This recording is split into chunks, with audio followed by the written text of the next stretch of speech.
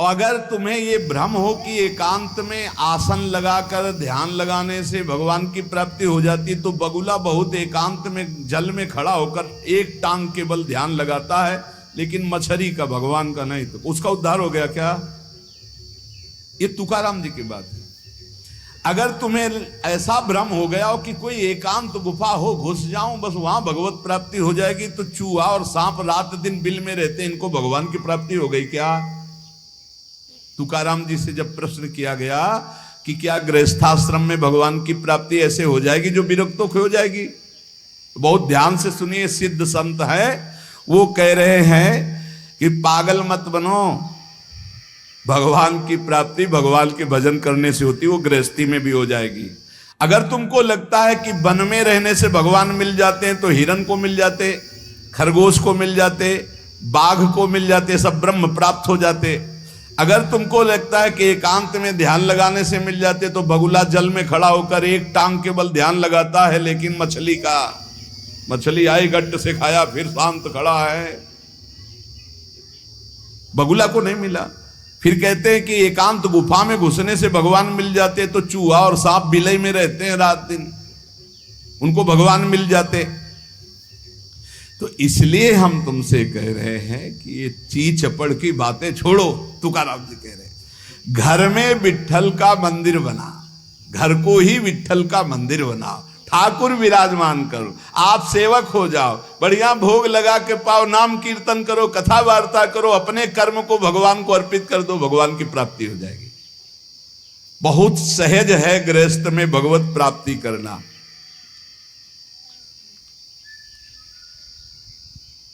हम तुमसे पूछते हैं, जो लोग सोचते हैं अन्न नहीं खाएंगे तो भगवान की प्राप्ति हो जाएगी, तो कितने ऐसे जीव हैं हमारी प्रकृति में? तुकाराम जी कह रहे हैं ये बड़े महापुरुष हैं, किसी के कहो सांप खाता अन्न, करे क्या धान बक भी, कपट भरा भीतर भरा उदर मल से, करे चूहा भी एकांत गदहा भी भभूत रमावे, तुका जल नक्राले काग ही नहाए कहो तो। क्या अन्न न खाने से भगवान मिल जाएंगे? अगर हां, तो बहुत से पक्षी ऐसे हैं जो केवल फलाहार रहते हैं, बहुत से ऐसे हैं जो घास चर के रहते हैं, ना वो अन्न खाते हैं ना कुछ और। कुछ है फलाहार, कुछ है तृण चरते हैं, कुछ है पानी पी के केवल रहते हैं भैया, केवल पानी से। इन सबको भगवत साक्षात्कार हो जाता है क्या? केवल पानी से रह रहे तो भगवत साक्षात्कार हो जाएगा, केवल फलाहार रहे तो उनको भगवत साक्षात्कार हो जाएगा। तुकाराम जी कहते हैं कितने हैं वायु भक्षण करते हैं, केवल वायु पी करके जीते हैं, भीतर कपट भरा है, बाहर ये सब छोड़ रहे हो, कुछ लाभ नहीं मिलना है। चूहा बिल में एकांत में रहता है, भगवत प्राप्ति हो गई। गदहा खूब धूल में ऐसे लौटता, धूल लगाने से तो क्या उसे भगवत प्राप्ति हो गई, महापुरुष है। जल में घड़ियाल रहता है, भगवत प्राप्ति हो गई। कौआ भी जाके गंगा स्नान करता है, जल स्नान, भगवत प्राप्ति हो गई।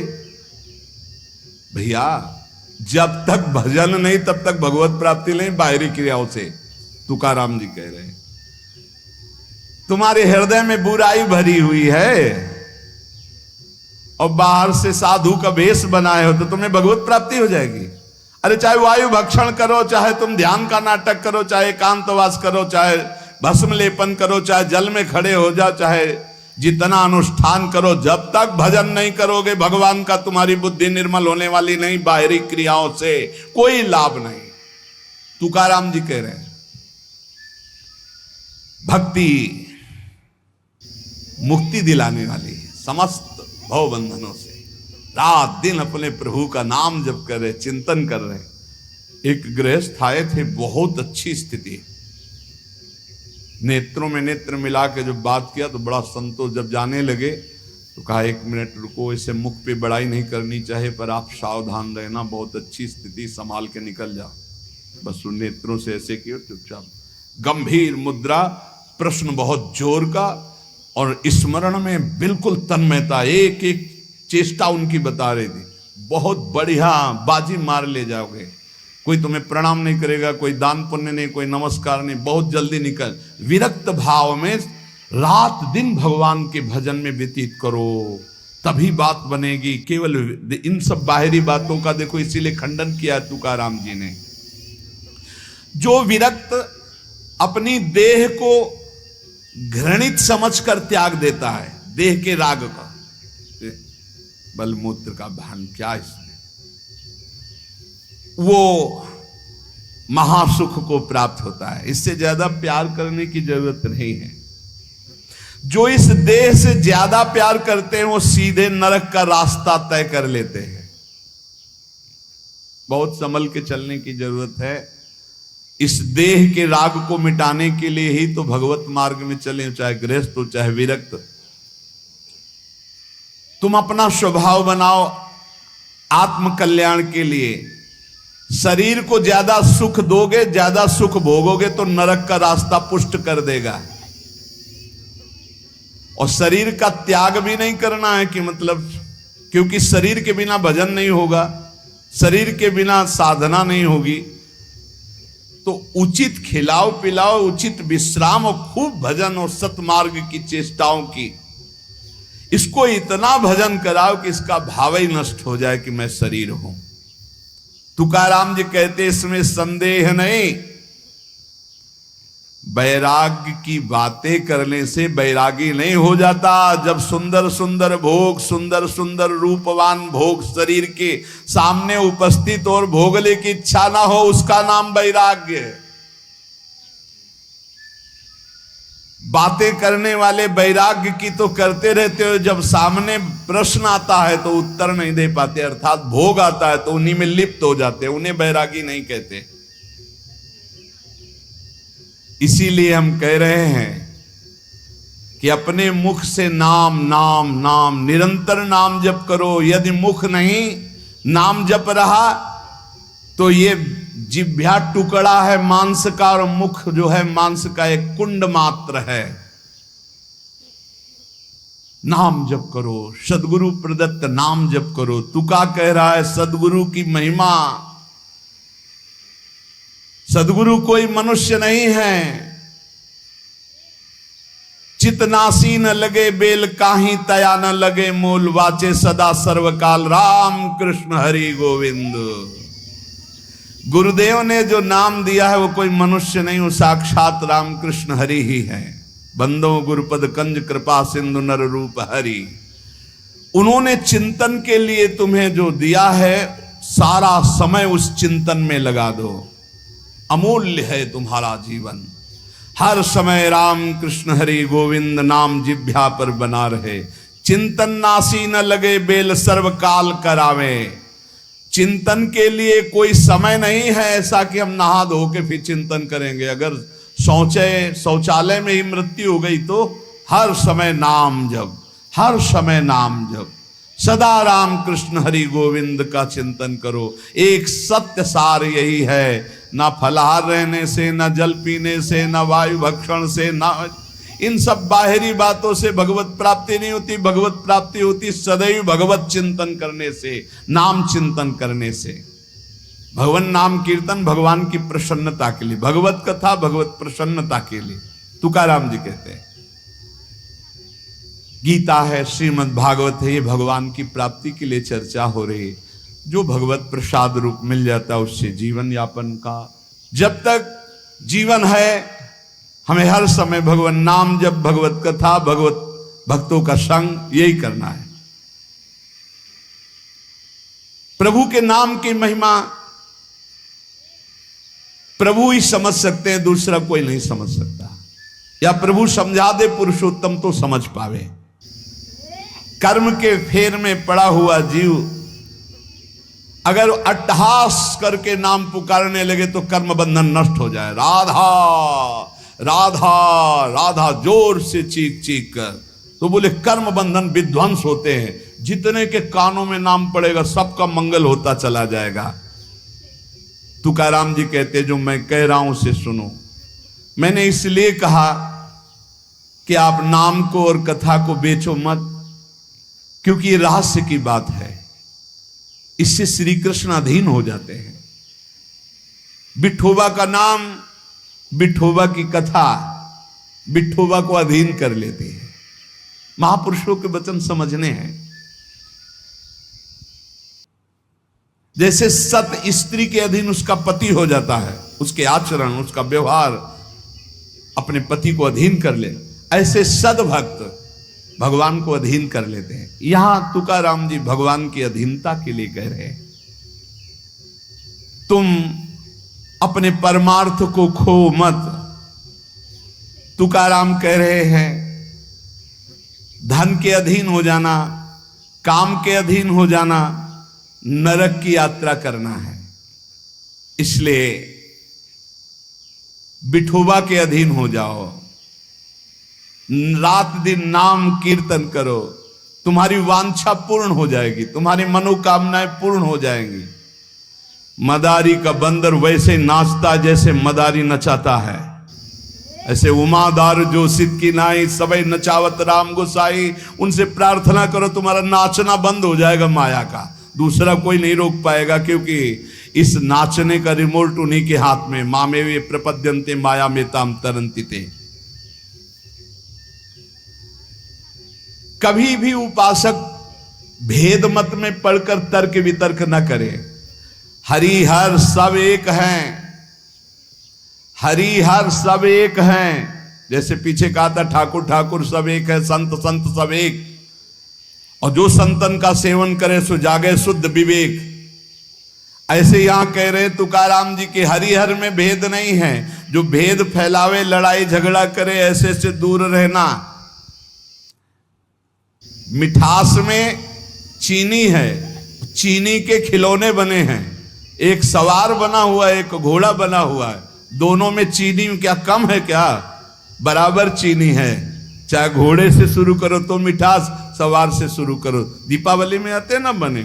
ऐसे ही चराचर जगत में सेवक स्वामी बना, वही सच्चिदानंद है। हरिहराम भेद नाही नका करुम वाद, एक एकाचे हृदयम गोडी साखे रेचे ठाई। जहां हरिहर में कोई भेद करके निंदा करने लगे, वहां से कान में अंगुली डाल के चल देना चाहिए। एक ही ये परम तत्व है। ये झूठ मूठ अज्ञानी जन बहस करते रहते हैं, इनके हृदयों में बिल्कुल भगवदानंद की मिठास नहीं है, इनकी बातें नहीं सुननी चाहिए। भेद करने वालों की दृष्टि में जो माया का पर्दा लगा हुआ है, भक्तों की दृष्टि में वो पर्दा नहीं होता। वो बेपर्द देखते हैं कि सर्वत्र एक ही भगवान विराजमान है। जो सर्वत्र एक ही भगवान विराजमान ऐसा मान लेते हैं, उनके आगे पीछे दाएं बाएं भगवान की रक्षा शुरू हो जाती है। ध्यान रखना। जो सर्वत्र अपने भगवान को देखते कि सब रूपों में मेरा ही भगवान है, तो कह रहे देवु उभा मांगे पुंडे उगवी कोंडे संकटा। कोई संकट उसे छू नहीं सकता, चारों तरफ से भगवान की सुरक्षा रहती है उस भक्त के जीवन में। विश्वास करो इस बात पर, चारों तरफ से भगवान सुरक्षित रखते हैं। और जो सदैव संतों का स्तवन करके भगवान का भजन करता रहता है, उसमें कोई ऋण नहीं रह जाता। यह भी एक प्रश्न आया था, ये देव ऋण, ऋषि ऋण, मातृ ऋण, पितृ ऋण, इनसे कैसे ऋण हुआ जाए? क्या कह रहे हैं तुकाराम जी? जो संतों का स्तवन करता है, उसके हृदय में भक्ति होती, जो भगवान का भक्त होता है, उसका कोई ऋण नहीं रह जाता, सब ऋण मुक्त हो जाते हैं। एकादशी स्कंद में भगवान श्री कृष्णचंद्र जी ने उद्धव जी से कहा है, जो मेरा अनन्य भाव से निरंतर चिंतन करता है, उसे मैं सब ऋणों से मुक्त करता हूं। देव ऋण, ऋषि ऋण, पितृ ऋण, मातृ ऋण, इनसे उऋण होने के लिए प्राणपन से श्री हरि के चरणों का चिंतन करो। जैसे जैसे कोई भगवान का ध्यान करता है, तो भगवान का प्रभाव उसमें उतरने लगता है। चाहे वो सगुण चाहे निर्गुण, जैसा चाहे वैसा साक्षात्कार कर लेता है। ये बहुत बड़े महापुरुष के वचन हैं, बहुत ध्यान से सुनो, पकड़ो। तुम्हें किसी के आगे घिघियाने की जरूरत नहीं, भगवान का स्मरण करने की जरूरत है, भगवान का ध्यान करने की जरूरत है। जैसे जैसे कोई भगवान का ध्यान करता है तो भगवान के सब सद्गुण उसमें आने लगते हैं। चाहे वो सगुण साक्षात्कार करना चाहे या निर्गुण साक्षात्कार, उसमें योग्यता आ जाती है। म्याणे विठ्ठल ब्रह्मो नवे त्वाचे बोलो नाई कावे। महाराष्ट्र भाषा में कहते हैं मेरे तो सर्वस्व ब्रह्म विठ्ठल भगवान है, तुकाराम जी कह रहे हैं। अब मुझे किसी की बात सुनने की जरूरत नहीं है कि ब्रह्म कौन है, मेरे तो विठ्ठल ब्रह्म है। जो वाणी से अगम्य है मैं उसकी स्तुति क्या करूं। वेद भी जिसकी नेति नेति कह के चर्चा करते हैं, मैं उसकी क्या चर्चा कर पाऊं।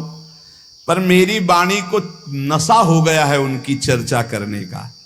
आहा, मेरी वाणी को नशा हो गया, बिना उनकी चर्चा किए, बिना कीर्तन किए, बिना गुण गाए हमें चैन नहीं पड़ सकता। कोई ना हो तो ठाकुर जी को श्रोता बना के सुनाने लगो, ऐसा नशा होना चाहिए। सुनो, अपनी चर्चा आप ही सुनो, ठाकुर जी के सामने बैठ जाए और वाणी लेकर उन्हीं की चर्चा उन्हीं को सुनावे। संसारिक आदमी कर्मेंद्रियों से प्रेरित होकर कर्म करता है, वासना से प्रेरित होकर नाना प्रकार के सुख दुख भोगता है। पर हम कायिक, वाचिक, मानसिक केवल अपने विठ्ठल के लिए कर्म करते हैं। ये बात समझो। संसारिक आदमी कर्मेंद्रियां भाग रही भोगों की तरफ, कर्म करता है, पाप या पुण्य, सुख या दुख भोगता है। लेकिन भक्त कायिक, वाचिक, मानसिक अपने प्रभु को सामने रख करके चेष्टा करता है और उसका कोई ठौर ठिकाना प्रभु के सिवा कोई है नहीं। और प्रभु आनंद सिंधु है, वो हर समय आनंद में मस्त रहता है। कहीं किसी और का प्रयोजन नहीं रह गया है। तुकाराम जी के सब जगह विठ्ठल तू ही तू मुझे दिखाई दे रहा है। तन, वाणी, मन ये सब तेरे चरणों में अर्पित हो चुके हैं। भगवान अब मेरा कुछ नहीं बचा, केवल आप ही मेरे बचे हो। ये हम लोगों के लिए आदर्श वचन है। हमें ऐसा होना है, प्रभु के सिवा हमारा कोई नहीं। अभ्यास बल में बहुत बड़ी ताकत है।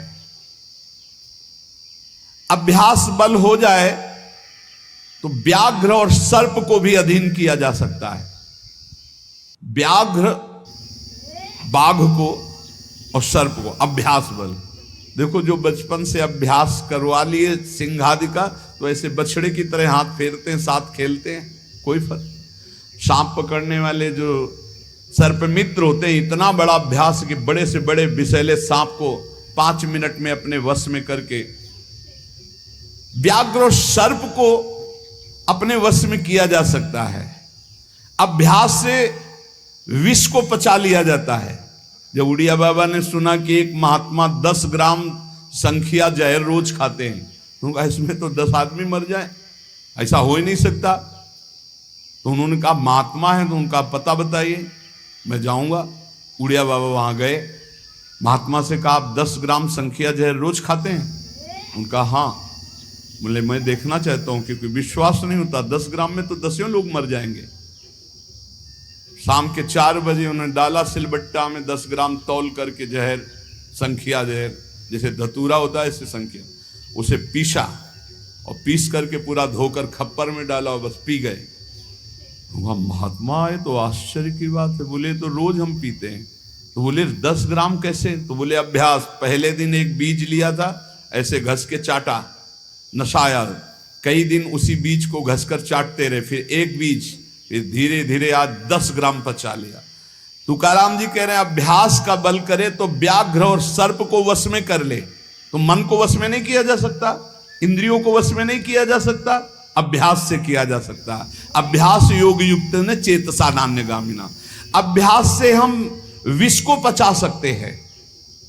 अगर हम रोज भगवत कृपा से अपमान को पचाना सीख जाएं तो बड़े से बड़े अपमान को भी, निंदा को भी मुस्कुराते हुए सह सकते हैं। अभ्यास से वेदों का अर्थ समझ लिया जाता है। वेद पाठ का अभ्यास करो, धीरे धीरे वेद अर्थ समझा। इसलिए कुछ दुष्कर नहीं है, तुम अभ्यास में आओ। मेरा भजन में मन नहीं लगता, अभ्यास करो। अभ्यास में तुम जितना आगे बढ़ोगे उतने ही उच्च अवस्था को प्राप्त हो जाओगे। अभ्यास में बहुत बड़ी दम है। अभ्यास, एक एक कदम बढ़ाते चले जाओ। अभ्यास, एक एक इंद्रियों पर विजय प्राप्त करते चले जाओ। अभ्यास असाध्य को भी साध्य कर दे। इसका कारण तुका कहता है कि अभ्यास भजन का कर लो तो आप सिद्ध हो जाओगे। अभ्यास से सब कुछ हो जाता है।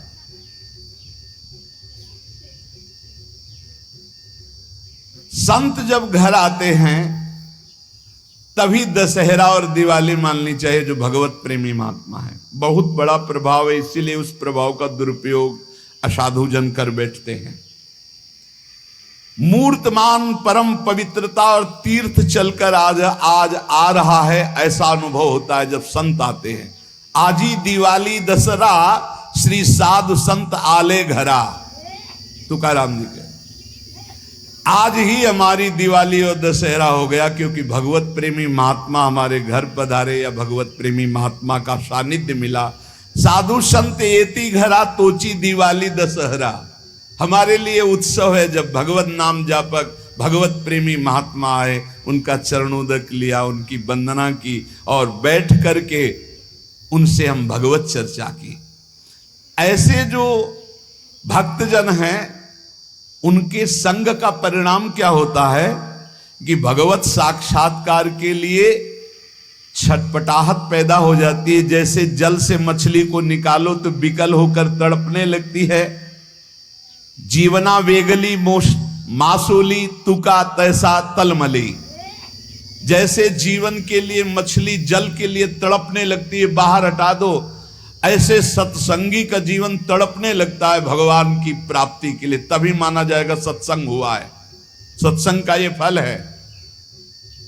बड़े भाग पाइप सत्संगा, बिना प्रयास होई भवभंगा। संत आधि देवा मग।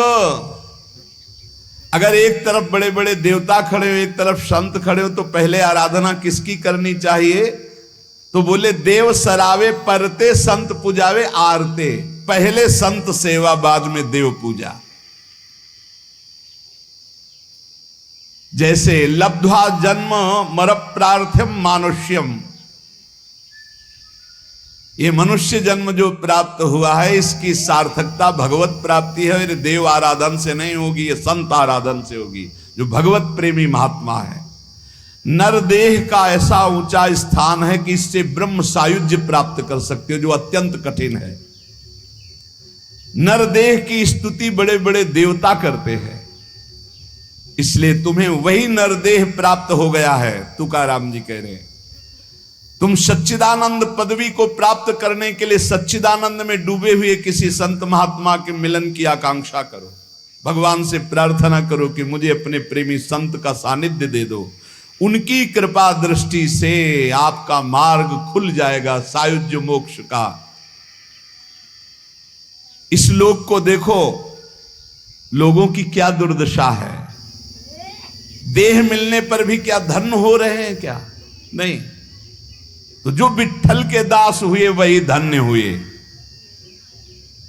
जो विट्ठल विट्ठल ऐसे कहते आयु व्यतीत कर रहे हैं, वही सच्चिदानंद पदवी को प्राप्त होते हैं।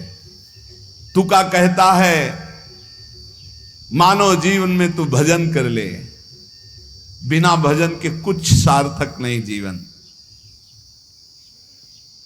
देखो ना भगवान कितना प्यार करते हैं। रीछ बानर कौन सी पवित्रता धारण करते हैं, लेकिन भगवान वृक्ष के नीचे बैठे और ऊपर डालते। प्रभु तरुतर कप डार पर ते किए आप समान। ग्वाल बाल अपने मुख की छाछ भगवान के मुख में डाल रहे सखा मंडली। देखो ना प्रेम हमारे विट्ठल का। तुकाराम जी कह रहे गोलियांची ताकि पिरे कोड़ पोरे चांगली। ग्वालों के मुख की छाछ पी रहे, तभी तो ब्रह्मा जी को मोह हो गया। ये भगवत प्राप्ति कोई कठिन नहीं, बस चौपड़ का खेल समझ लो। चूक गए तो गोटी मारी जाएगी, गोटी मारना भवबंधन में फंस जाना, गोटी निकाल ले गए जीवन मुक्त हो गए। चौपर का खेल। सारी जी मरी झूठी बाती सारी, बद्ध मुक्त वारी बातकारी। कोई जीवन मुक्त होना कठिन नहीं है। लूडो का खेल, चूक गए तुम्हारी गोटी मार दी गई, और सावधानी से अपने अंक को गिनकर गोटी को बचाते हुए निकल गए, जीत गए, जीवन मुक्त हो गए। नहीं गोटी मार दी जाएगी, खेल है एक ये। सारी वही गोटी, सारी मारी गई, सब झूठा हो गया, खेल बेकार हो गया, हार गए। और सारी मारी नहीं गई, निकल गए तुम तो मुक्त हो गए। खेल रखा है भगवान ने। तुकाराम जी से पूछा गया, क्या गृहस्थाश्रम में जैसे विरक्त को भगवान मिल जाते हैं ऐसे मिल जाएंगे? तो उन्होंने कहा, पागल बनने की जरूरत नहीं है। ये बात दिमाग में बैठालने की जरूरत नहीं कि बन बन भागने से ही भगवान मिलते हैं। अपने लोगों के भाग्य में ये मार्ग लिखा था, पर हम आज भी अनुभव करके ही कहते हैं। जो आज दुर्दशा देख रहे हैं, उस दुर्दशा से हम कह रहे हैं कि घर में रहकर धर्म पूर्वक आचरण करते हुए भजन करने से बहुत लाभ मिलेगा। विरक्त मार्ग बहुत ही मतलब आग पे चलने का मार्ग है, खिलवाड़ नहीं है। आप ये समझ लो, खिलवाड़ नहीं। सफीपुर एक गंगा किनारे स्थान है, तो वयोवृद्ध महात्मा सन्यासी रहते थे। तो उनके घर के कुछ लोग गुड़ और ये सामग्री लेके गए, उनका गंगा जी में डाल दो या किसी और को दे देना। नहीं, मुझे आपका एक भी अन्न का टुकड़ा नहीं, मैं विरक्त हूं, आपका सेवन नहीं कर सकता। और आप यहां से कुछ एक भी टुकड़ा लेने की सोचना मत। आप ऐसे खरे स्वभाव वाले संतों को देखा कि अपने विरक्त मार्ग के पंथ के जो नियम हैं वो बड़े कट्टर भाव से निर्वाह करने वाले। आज समझे में नहीं आता, हमसे चूक हो जाती है। तो जो हमें विरक्त मार्ग से चलकर लाभ मिलना था वो नहीं मिल पाता। श्री तुकाराम जी कह रहे हैं, वन में यदि भगवान होते तो हिरण को भगवान मिल जाते। तुकाराम जी की वाणी है। खरगोश को मिल जाते, बाघ को मिल जाते, ये सब भगवत प्राप्त हो जाते। देखो, जब आनंद मिलेगा तब मन पंगु हो जाएगा। जैसे भौरे में बहुत बड़ी ताकत है कि चाहे जितना मजबूत काठ हो, वो बड़े मौज से खेलते खेलते उसमें छेद कर देगा। जब कमल की पराग वृत्ति में वो पहुंचता है तो थोड़ा सा भी पराग को धक्का न लगे, शांत होकर बैठ जाता है। चाहे जीवन खोना पड़े, वो कमल की पंखुड़ी को नहीं काटता। ऐसे उदाहरण दे रहे, ऐसे ही तुम्हारा मन तब तक उद्दंडता करता रहेगा जब तक भगवत सुख नहीं मिलेगा। और जिस दिन इसे आनंद मिला, भगवद आनंद, ये बैठ जाएगा, इसका अस्तित्व खत्म हो जाएगा। ये बैठ जाए। निज सुख बिन मन होई कि थीरा, बिना आत्मानंद का अनुभव मिले मन स्थिर नहीं होगा, शांत नहीं होगा, विश्राम नहीं पाएगा। भौरे का दृष्टांत देकर के मन को समझा रहे कि मन भौरा है, भटक रहा है विविध भोगों में, बड़ा मजबूत है, बलशाली है, लेकिन ये तभी निर्बल बनेगा जैसे भौरा कमल में आ जाता है तो वहां अपना बल खो देता है। ऐसे ही श्री हरि चरणारविंद, हरि नाम, भगवद आश्रय, भगवत भक्ति, इसी में मन आनंद को प्राप्त होगा। तो आपको कहीं भागने की जरूरत नहीं। आपने सुना कि जंगल में भागने से क्या होगा, जल पीने से क्या होगा, फलाहार रहने से क्या। शांति से अपने घर को ठाकुर जी का मंदिर मान लो, खूब नाम कीर्तन करो, भगवत चर्चा करो, भगवान का सुमिरन करते हुए जीवन व्यतीत करो। इधर भी सुखी, परलोक में भी सुखी। किसी से आशीर्वाद मांगने की जरूरत नहीं, दौड़ने भागने की जरूरत नहीं, हाहाकार मचाने की जरूरत। ये बहुत आनंद का जीवन है मानव दे। बस सुलझ जाओ, शांत हो जाओ, जहां तुम हो वहीं सब ठीक है। जो मिल जाए, रूखा सूखा फल है, अन्न है, जल है, जो मिल जाए, प्राण पोषण करो, भगवान का चिंतन करो, सद आचरण करो, बड़ा आनंद में जीवन होगा। लेकिन आनंद से जीने के लिए असद आचरण करते हो, पापाचरण करते हो, आनंद की खोज में। कहाँ पापाचरण में आनंद है? इसलिए सद आचरण में आ जाओ, भगवद आश्रित हो जाओ, खूब नाम जप करो। भगवान मंगल भवन है, इस गेम से निकाल देंगे। बहुत बड़ा एक गेम है, बहुत बड़ा गेम है। जीतते जीतते हार जाओ, हारते हारते जीत जाओ। तो हम तो जीत गए। नागरी दास ही जन्म जितायो, बलिहारी बलिहारी हमारी सबही बात सुधारी। कृपा करी श्री कुंज बिहारी, और श्री कुंज बिहारी हमारी सबही बात सुधारी। राख्यो अपने वृंदावन में, बस खास बात बल गई। नहीं, आप क्या समझते हो? हाहाकार मचा हुआ, तांडव मचा हुआ माया का। ये तो धाम है, इसके प्रभाव से आप बिल्कुल शांत आनंदमय हो। धूल भरी आंधी दूर से निकल रही। नहीं तो आप संसार में देखो, सतोगुण रजोगुण तमोगुण 3 गुण है। सतोगुण तो कहीं कहीं नहीं, रजो और तमो की तांडव वृत्ति मची हुई है। जहां कहीं भगवत चर्चा, भगवत नाम कीर्तन, भगवत गुण, बहुत विक्षेप माया डालती है। इसलिए खूब नाम जप करो, इसी जन्म में भगवत प्राप्ति कर लो, दोबारा इस कलयुग में जन्म ना हो। पक्का ऐसा भजन करो कि आगे अब देखते जाओ। अरे भाई, बड़ा आश्चर्यमय समय, बड़ा आश्चर्यमय समय है। अभी तो कुछ है नहीं, अभी तो बबुआ है कलयुग, घुटने के बल चल रहा है। थोड़ा खड़ा होने दो, फिर ताल ठोकने दो। 4,32,000, अभी तो 32,000 नहीं पूरे हुए, थोड़ा 1,00,000 1,50,000 लाख पूरे होने दो, फिर इसका है, उसका अपना राज्य है। इसलिए कलयुग के दोषों से बचने के लिए, माया के प्रभाव से मुक्त होने के लिए, समस्त दुखों का नाश करने के लिए समर्थ है भगवान नाम। खूब नाम जप करो, नाम कीर्तन करो, भगवत चर्चा करो, इसके सिवा कोई उपाय नहीं है।